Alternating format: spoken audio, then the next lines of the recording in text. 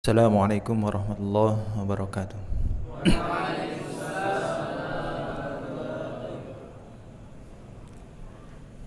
Innal hamdalillah nahmaduhu wa nasta'inuhu wa nastaghfiruh wa na'udzu billahi min syururi anfusina wa min sayyiati a'malina. May yahdihillahu fala mudilla lahu wa may yudlil fala hadiyalah. Asyhadu an la ilaha illallah wahdahu la syarikalah wa asyhadu anna Muhammadan abduhu wa rasuluhu la nabiyya ba'd. Allahumma shalli ala sayyidina Muhammad wa ala ali sayyidina Muhammad kama shallaita ala sayyidina Ibrahim wa ala ali sayyidina Ibrahim wa barik ala sayyidina Muhammad wa ala ali sayyidina Muhammad kama barakta ala sayyidina Ibrahim wa ala ali sayyidina Ibrahim fil alamin innaka Hamidum Majid. Allahumma la sahla illa ma ja'altahu sahla wa anta taj'alul hasna idza syi'ta sahla. Kepada yang kami hormati jajaran pembina dari Yayasan Munzalan Mubarakah, di antara mereka adalah guru-guru kami ya. Ada Dr. Umar Maka, ada Al-Ustadz Asep Sobari, ada Ustadz Deka, ada Ibu Ustazah Hajah Erma yang juga bunda saya sendiri, dan juga Al-Ustadz Rozi, ada Al-Ustadz Imam, dan semua adik-adik santri ya, yang insyaallah dirahmati dan disayang oleh Allah Subhanahu wa taala. Mohon izin Al-Fakir sedikit sharing. Ini bukan ceramah, lebih ke sharing. Karena banyak yang lebih berilmu tinggi daripada saya. Namun semoga yang sedikit ini ada manfaatnya. Adik-adik yang dirahmati oleh Allah dan para guru yang ada di sini, Syahrul Ramadan alladzi unzila fihi Qur'an hudal linnasi wa bayyinatin minal huda wal furqan. Tentu ini ayat yang senantiasa ya kita selalu ulang dan dawamkan, bahwa kita harus betul-betul meyakini bahwa inilah teladan dari Rasulullah sallallahu alaihi wasallam, bahwa beliaulah yang mengajarkan kita untuk menghormati, memuliakan Ramadan, dan karena beliaulah ya dengan diturunkan Al-Quran sebagai hudan dan penjelas ya, petunjuk untuk membedakan Al-Furqan ya, pembeda antara hak dan batil. Tanpa Rasulullah Sallallahu Alaihi Wasallam kita nggak ada artinya di dunia ini ya. Makanya kalau kita bersolawat, kita hendaknya senantiasa untuk terus menghujamkan pada sukma kita bahwa sentral dari semesta ya itu adalah Rasulullah Sallallahu Alaihi Wasallam. Bahwa dalam satu penjelasan ya dari guru, ini mungkin sedikit agak-agak tasawuf, tapi dijelaskan bahwa Rasulullah Nur Muhammad itu menjadi salah satu yang makanya menjadi khatamul anbiya wal mursalin. Rasulullah menjadi penghulu para nabi dan rasul. Di Masjidil Aqsa beliaulah yang memimpin para nabi dan para rasul untuk beribadah kepada Allah Subhanahu wa taala. Itulah mengapa nanti di akhir, bahkan nanti di ketika semua manusia mencari pertolongan, hanya Rasulullah lah yang sanggup menolong. Kita akan nanti ke Adam alaihissalam. Adam tidak bisa menolong, tidak bisa memberi syafaat. Kita akan lari ke Nabi Musa, tidak bisa juga. Kita akan lari lagi ke Nabi Isa. Dan yang paling terakhir, kata Rasulullah, sayalah orangnya gitu, yang bisa memberikan syafaat.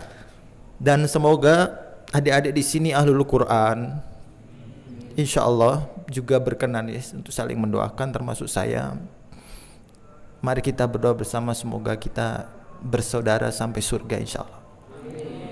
Dan berjumpa Rasulullah sallallahu alaihi wasallam dan bisa memeluk beliau. Bahkan kalau kita bisa mohon, ya Allah, temukan kami di Ramadan ini dalam mimpi untuk berjumpa Rasulullah SAW. Dengan sering-sering bersolawat, dan yang paling utama berteladan, memiliki cara pandang seperti Rasulullah Sallallahu Alaihi Wasallam. Dan cara pandang Rasulullah itu, kalau bahasa anak muda sekarang ini, adalah cara pandang yang bertumbuh atau growth mindset. Nah, ini saya akan sedikit sharing tentang ini. Jadi adik-adik dan para guru sekalian, Rasulullah memandang bulan Ramadan, bulan yang mulia, yang harus dimuliakan dengan Al-Quran dan memperbanyak sedekah, berbagi. Di antara elemen manusia ini ada yang harus dididik dengan cara pandang Rasulullah dalam diri kita. Kan kita sering mengatakan ada kesehatan jasmani dan ruhani, betul? Elemen manusia itu ada banyak ya. Pertama, ruh yang paling utama. Asupan ruh itu butuh untuk tumbuh. Dan cara tumbuhnya ruh itu adalah kesehatan ruhani. Kalau kesehatan jasmani gimana caranya biar bertumbuh? Makan ya, tidur, betul? Iya kan? Nah, hal-hal yang sifatnya keduniawian, nah itu kesehatan jasmani. Teman-teman harus bisa menjaga itu, adik-adik semuanya, agar menghafal Qur'annya kuat ya. Dengan gizi yang cukup, tidur yang cukup, jangan zolim kepada badan. Nah, ini bagian dari growth mindset untuk jasmani. Nah, pertemuan antara jasmani dan ruhani ini namanya nafs. Di dalam rahimnya seorang ibu ya, ditiupkanlah ya ruh itu di usia 4 bulan janin, bertemulah antara jasmani dan ruhani ini bernama nafs. Nah, di dalam nafs inilah yang ada elemen-elemen namanya syahwat, keinginan untuk apa? Misalkan makan itu syahwat, teman-teman ya. Kadang-kadang kalau kita lagi makan buka puasa ya, sudah lapar gitu ya. Di sini kok apa cuman kerupuk ya kan, kurma, di sana ada gorengan misalnya gitu. Nah, itu syahwat untuk memenuhi kebutuhan jasmani, makan. Katanya kalau di sini kan kalau nggak gorengan nggak afdol ya. Ya kan kalau buka puasa ya. Nah, ini karena manusia punya keinginan untuk mempertahankan diri, gorizah, naluri untuk bertumbuh, menjaga dirinya, membela dirinya, termasuk badannya. Nah, ternyata kalau nafs kita tidak kita didik dengan benar melalui asupan gizi yang masuk melalui ruh, dia akan, kalau kata Imam Ghazali, itu akan terseret pada nafsul lawwamah. Adalah nafs yang kecenderungannya ke hewanan, hayawan. Kalau kata Buya Hamka, makan ya, kalau cuman sekedar makan, sapi juga makan ya, betul ya. Kerja kalau sekedar kerja, kera juga bekerja. Bagaimana cara membedakan antara ciptaan Allah yang namanya manusia ini dengan ciptaan yang lain, yaitu hewan tadi, dengan asupan growth mindset yang kita masukkan melalui ruh, yaitu apa? Al-ilm, al-alamah, ilmu untuk mengenal alamat konsep penciptaan diri yang sebenarnya itu untuk apa. Wa ma khalaqtul jinna wal insa illa liya'budun. Jadi Allah tidak menciptakan jin dan manusia kecuali untuk beribadah. Maka ilmu asupan gizi ruh yang paling utama adalah ilmu untuk mengenal Allah, ma'rifatullah. Jadi akhirnya kita akan paham dan selalu berinabah. Kalau menghadapi apapun yang tidak sesuai dengan keinginan kita, misalkan nih pengennya kuliahnya atau sekolahnya gitu ya di UI gitu ya, tapi ternyata nggak masuk, sudah ikut ujian gitu. Mungkin Allah punya skenario lain. Keinginan syahwat kita ingin kuliah di universitas yang bagus gitu ya. Tapi karena Allah berkehendak, Allah yang lebih tahu penciptaan kita, Allah memberikan takdir yang lain. Nah, itu harus kita terima dengan keilmuan yang namanya ruh tadi.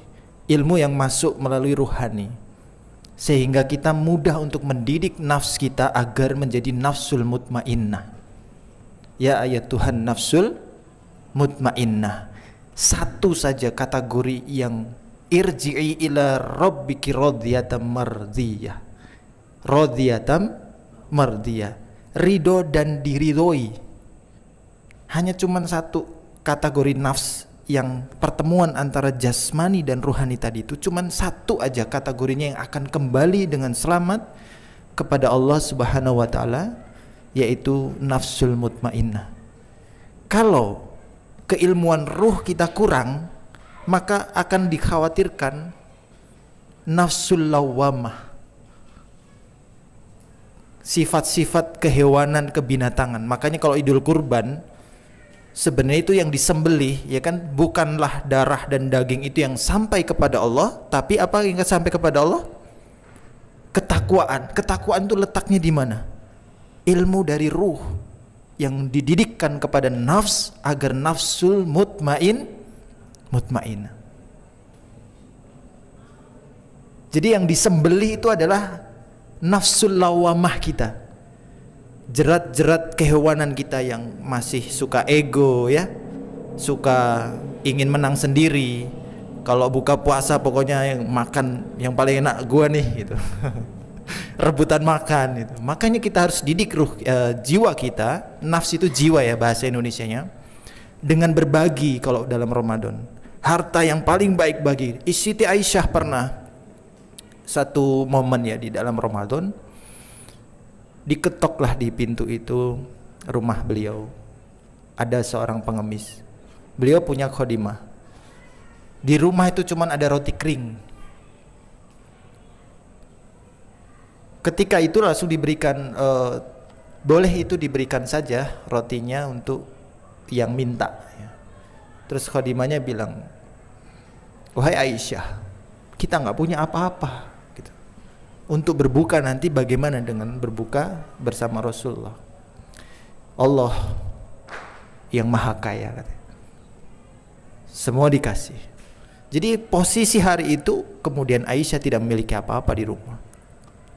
Tapi Masya Allah, karena memiliki ilmu yang baik ya, untuk mendidik nafsnya sehingga berinabah selalu mengembalikan yakin dengan janji Allah, ternyata Allah datangkan pertolongan dengan menjelang berbuka ada satu paket kambing yang makanan kesukaan Rasul ya, kambing bakar ya. Kalau teman-teman suka makan di restoran Arab tuh istilahnya nasi mandi kan ada paket kambing. Nah itu memang kesukaan Rasul tuh kambing dengan paha dan bagian filet sini yang paling enak. Itu dihadiahkan kepada Aisyah dan di rumah itu. Nah itu bagian kecil teman-teman. Maka kalau ke dalam diri kita semuanya adalah mari kita memperkuat gizi ruh kita, dan Ramadan ini adalah wadah bejana yang bisa memperluas hati kita di dalam qalb kita. Jadi nafs itu memiliki elemen paling mendasar untuk mengelola ilmu, mengelola emosi, itu adalah ada qalb dan ada akal. Kalau kuat akalnya biasanya orangnya itu rasional, lebih mengutamakan ini kalau kena api panas, itu akal. Tapi kalau qalb, hati yang mempercayai dengan sepenuh hati bahwa Allah lah yang membuat api itu yang panas, bahkan Allah bisa membuat api itu jadi dingin. terjadilah peristiwa Ibrahim, ya kan? Dan Allah kita dengan Allah Ibrahim itu sama, Allah kita dengan Allah Nabi Muhammad itu sama. Maka kalau kita memiliki keyakinan sehebat Rasulullah atau para sahabat, insya Allah pertolongan Allah akan datang dari pintu yang tidak disangka-sangka. Mungkin di sini ada yang ingin hafal Quran, kayaknya nggak mungkin nih 30 juz. Masya Allah, saya pun sama ya, masih banyak PR. Tapi ada itu orang tua 65 tahun baru belajar Quran, ternyata dalam 1 tahun selesai 30 juz. Karena ada ketulusan jiwa, ada kemurnian hati, ada